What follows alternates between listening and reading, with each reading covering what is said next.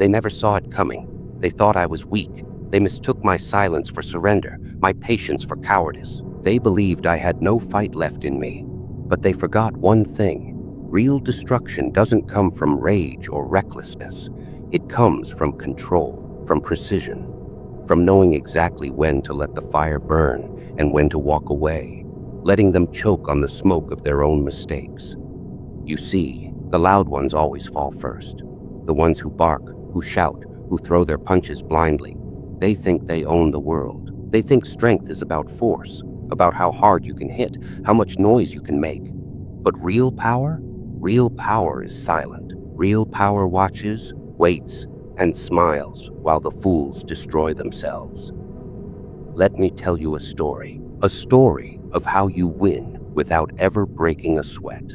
There was a time when I thought I had to fight back, when I thought revenge meant action, striking first, hitting harder, making them bleed the way they made me bleed. But that was before I understood the game, before I realized that the greatest destruction comes when you do nothing at all. It starts with patience, not the weak kind, not the kind that sits and begs for mercy. No, the kind that studies, that watches, that learns. Every word they say, every move they make, I store it away like a weapon, waiting for the day they load the gun and pull the trigger on themselves. Because that's the thing about people like them. They always do. They build their castles on sand, thinking they're untouchable. They think they can use you, break you, discard you, and walk away without consequence. But you don't need to chase them. You don't need to scream, to beg, to prove anything. Just let them keep building, higher and higher, until the foundation cracks beneath their feet. And then, you watch. Watch as the weight of their own arrogance drags them under. Watch as they turn on each other, clawing for control, desperately trying to keep their illusions alive. Watch as the world sees them for what they really are: liars, cowards, frauds. And you say nothing. You just smile. Because they did it to themselves. Because you never had to lift a single finger. But here's the best part. When they fall, when their kingdom turns to ash, and they finally look around, searching for someone to blame, they'll remember you. They'll remember the one they underestimated, the one they mocked, betrayed, abandoned. And in that moment, when their world is burning, they'll realize you were never the victim. You were the executioner. Because real destruction isn't about fire and fury. It's about letting the storm pass and standing on the other side, untouched, while they drown in the flood they created. And that is how you destroy them, without ever lifting a finger. But the story doesn't end there, because once they're gone, once their power crumbles and their voices fade into nothing, you won't feel the need for revenge anymore. You won't need their apologies, their regret, their pain. Because by then, you will have become something greater, unbreakable, untouchable, unstoppable. And the world will finally see you for what you are. The storm they should have never created, the silence they should have feared, the reckoning they never saw coming. They always think they're winning. That's the thing about people like them. They walk around like kings, like rulers of a world they don't even understand. They wear their arrogance like armor, thinking it makes them invincible. But arrogance is not armor. It's a curse, a sickness that blinds them to the inevitable. And I let them have it. I let them celebrate their so-called victories. Let them laugh, let them talk, let them believe they are untouchable, because that's when they make their worst mistakes. You see, destruction doesn't start with fire. It starts with belief. You make them believe they are safe. You make them believe they've won. And then, you let time do the rest. But understand this is not about revenge. Revenge is emotional. Revenge is impulsive. Revenge is the weapon of fools. What I'm talking about is something far greater, something far more dangerous. I'm talking about letting their own nature destroy them, because the cruel, the arrogant, the ones who feed off others, they don't need an enemy. They don't need someone chasing them. All they need is time. Give them time, and they will always, always destroy themselves.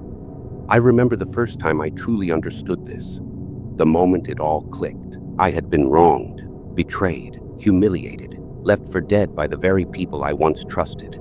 And the old me? The old me wanted to fight, wanted to prove them wrong, wanted to stand up, scream, force them to see my worth. But then I saw the truth. They weren't winning, they were running from their own shadows, from their own failures. They weren't powerful, they were desperate.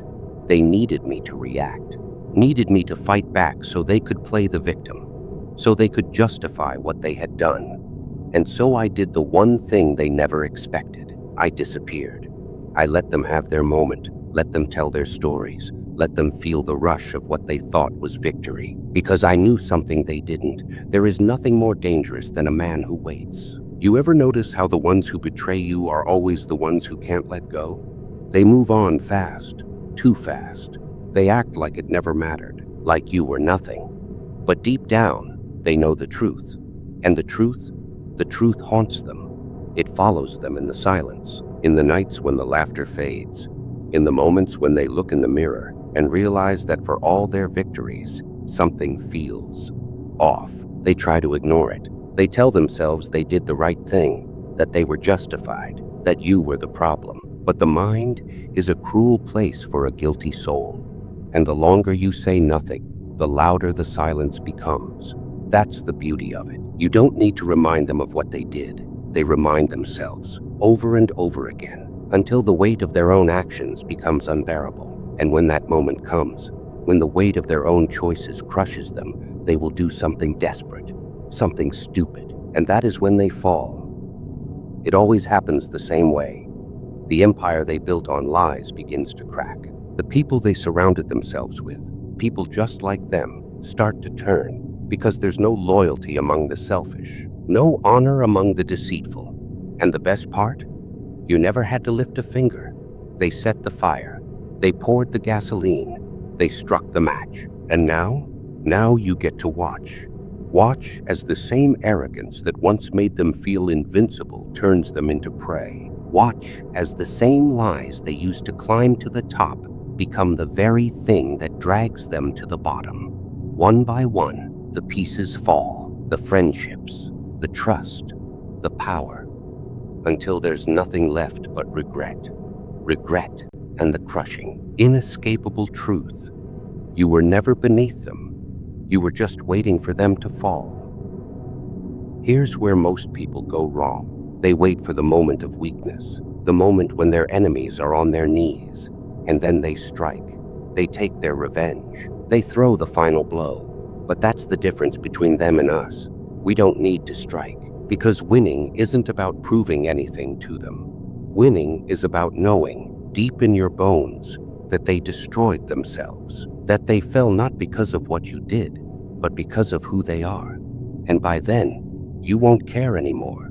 You won't need their apology. You won't need to see their suffering, because you'll be too busy winning at life, too busy rising, too busy becoming something far greater than they ever imagined. And they will be trapped in their own self-made hell. Regret, loneliness, emptiness, not because of you, but because of them, because of the choices they made, the bridges they burned, the lies they told. And in the end, that's what true destruction looks like. Not fire, not chaos, just the cold, hard truth settling in. They lost you. And that was their greatest mistake. And you never had to lift a single finger, not through violence, not through rage, not through revenge, but through patience, through silence, through knowing that in the end, the wicked always destroy themselves. All you have to do is step back and watch. This is where the real destruction begins. Not in the fire, not in the chaos, but in the slow, agonizing collapse of everything they once thought was untouchable. And you're not the villain. You're not the hero. You're something else entirely. You are the consequence. And consequences don't chase. They don't beg. They don't need to be seen. They just arrive. You ever watch a liar try to outrun their own words? It's almost poetic, the way they weave their stories, thinking they're crafting something untouchable, thinking they're writing their own history, rewriting the past. But the thing about lies, they're heavier than the truth. One lie, 2 lies, 10 lies. before long, it becomes a weight they can't carry. They forget what they said. They forget who they told. They trip over their own contradictions. And the best part? They think no one notices. They think people believe them. They don't see the shifting eyes, the forced smiles, the silent doubts. They don't see the cracks forming beneath their feet. And you don't need to expose them. You don't need to bring them down, because the truth always arrives. It might not be today. It might not be tomorrow. But one day, the right person asks the right question, and suddenly, their entire illusion collapses. And when that moment comes, they'll realize something terrifying. It wasn't you who destroyed them. It was their own reflection. There's a moment, a single, haunting moment, where the ones who wronged you will feel it. That weight, that crushing, inescapable realization. They were wrong. They were the problem. And there's no fixing it, no going back, no rewriting history, no undoing the choices that led them here. And in that moment, you won't even have to be there. They'll stand alone, looking in the mirror, and for the first time, they won't recognize the person staring back, because they thought they were untouchable, thought they were above it all. And yet, here they are, unraveling. Oh, they always come back, not because they miss you, not because they've changed, but because karma has no mercy, because life has a way of humbling the arrogant, of breaking the unbreakable, of turning kings into beggars.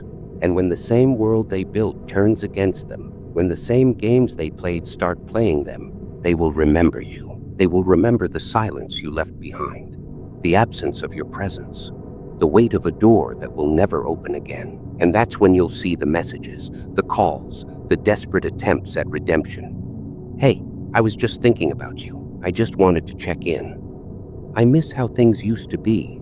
But it's not you they miss. It's the version of you that tolerated them. The version of you that believed their lies, that forgave the unforgivable, that stayed when you should have walked away. But that version of you doesn't exist anymore.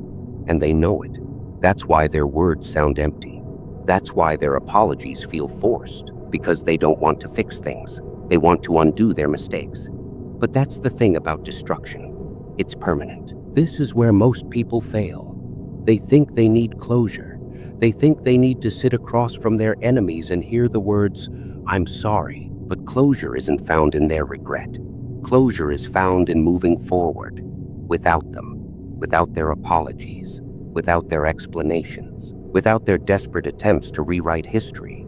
Because when you truly understand the art of destruction, you don't need an ending. You don't need revenge. You don't need to prove a damn thing. You just keep walking. Let them live with what they've done. Let them sit with the weight of their choices. And you walk away unshaken. Because the strongest revenge isn't anger. It isn't hate. It's indifference. It's knowing that no matter how much they regret, no matter how much they suffer, no matter how much they wish they could undo the damage, you don't care anymore. And that is the deepest cut of all. It's not about plotting. It's not about scheming. It's not about getting your hands dirty. It's about letting the world do what it always does. Because the selfish, the arrogant, the deceitful, they don't need an enemy. They are their own worst nightmare. And the only thing more terrifying than revenge is watching them destroy themselves while you build an empire they will never be part of. That is power. That is control. That is destruction. And all you had to do was nothing. This is how you become untouchable.